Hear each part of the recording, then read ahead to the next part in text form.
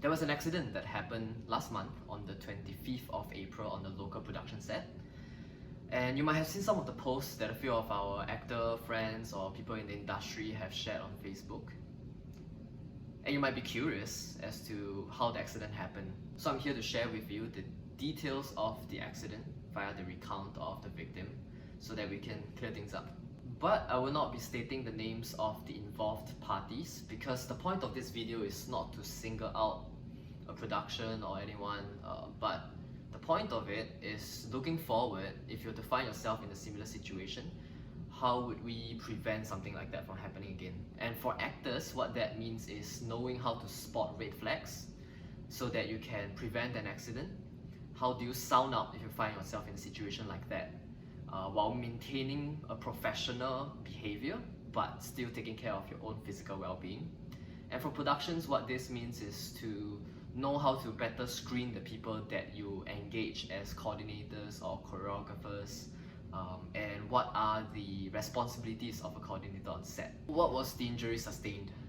It was a fracture to the ankle and some of her tendons was severed entirely. So she had to do a reconstruction surgery. And we are looking at about a year of recovery period and physiotherapy so that she will be hopefully able to walk and jog again, I hope. That means about 2 years before she's able to resume her career and perform reasonably any sort of action. Now to recount what happened, the choreography required the two actresses to be in a sprawl position. And what that is a position that fighters find themselves in when one shoots for a takedown, be it a double leg or a single leg takedown, and the other fighter reacts by trying not to get taken down by sprawling backwards. In this particular situation, neither of the actresses were formally trained in MMA, so it is up to the coordinator and the choreographers to properly teach them the position. The main problem that we heard was that the communications was unclear. They demonstrated the starting position and then they explained it verbally, but they didn't follow through with the entire motion all the way to the floor to show them how the takedown was supposed to occur. And it's important to demonstrate the whole motion, especially when the people involved are not formally trained in the art. When she feedback to the choreographer that she felt an uncomfortable pressure on the ankle, apparently nothing was done to adjust the choreography, and then they proceeded to enter the cage to demonstrate that segment to the director. Maybe it's the pressure from the director observing, because sometimes as actors we feel that.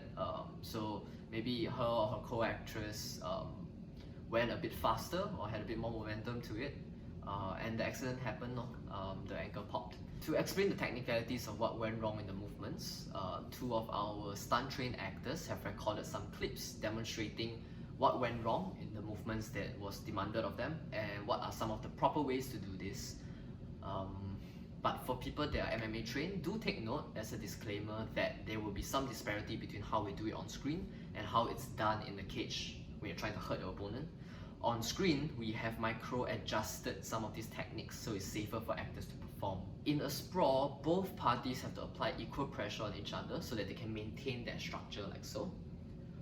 However, what the choreography required of her is to be a bit more postured up so that she's able to deliver those counter strikes. Plus, to make matters worse, they are of different weight classes, so the structure is compromised. And this is something that coordinators and choreographers have to observe and adjust according to the specific needs of your performers. And because of this positioning, it caused pressure to be put on her spine, cranking her backwards. But luckily, she has the presence of mind to protect her spine by collapsing so that the weight is divided. But because now there's no longer any counter force to support the weight of her co-actress, she fell on top of her. Because of this unfortunate positioning, it caused the ankle to be like, she was bent this way, it got twisted, but then she fell on here, so it caused it to fall inward while being twisted if that illustrates the thing. And so what that causes is for her inside of her ankle, this tendon to be stretched outwards, and which ripped this off the socket. If you find yourself in a situation like this, you might feel pressured to perform the movements even though you are not comfortable with it. We all know what it feels like to have the entire production set up just counting on you to perform. So the first thing to do is to always talk to your coordinator to tell them you're not comfortable, and most of the time they should step in to help you make adjustments. And most coordinators are very happy to receive feedback, and the reason for that is because it's our job to keep you guys safe, right? We'll be there to observe, we'll be there to look out for red flags, but end of the day, it's your body. So if you feel uncomfortable, you are our eyes and ears on the ground. We really appreciate the feedback loop. It will help us catch accidents before they happen, and that's important. But in this case, it was brushed off for whatever reason. So the next thing for you to do, if you are in a position like that, you feedback and the coordinator didn't do anything, the next thing you can do is to talk to your AD, your assistant director. And one of your assistant director's job is to look out for anything that might hinder the shoot's progress. And you getting crippled is going to affect the shoot's progress. And what the AD might do in this situation is, most ADs I know have really good EQ. They will come in and they will say, hey, I observed something standing at the side and it looks potentially unsafe. Could you help us fix it a bit, right? Instead of coming in like, hey, she complained to me that you never make adjustments and stuff, and then suddenly the coordinator hates you and you're in trouble. They're not gonna do that, right? So don't worry about it. And now with the AD there to feedback, generally the coordinator shouldn't brush it off anymore, because the ADs and coordinators have a very close working relationship. The ADs are always there to help facilitate the flow of the events between the coordinator and director. So they are one of the best people to give feedbacks from, and for coordinators to receive feedbacks from. Finally, you can always communicate with your co-star. You guys can talk about what's not comfortable, you can make micro adjustments with each other.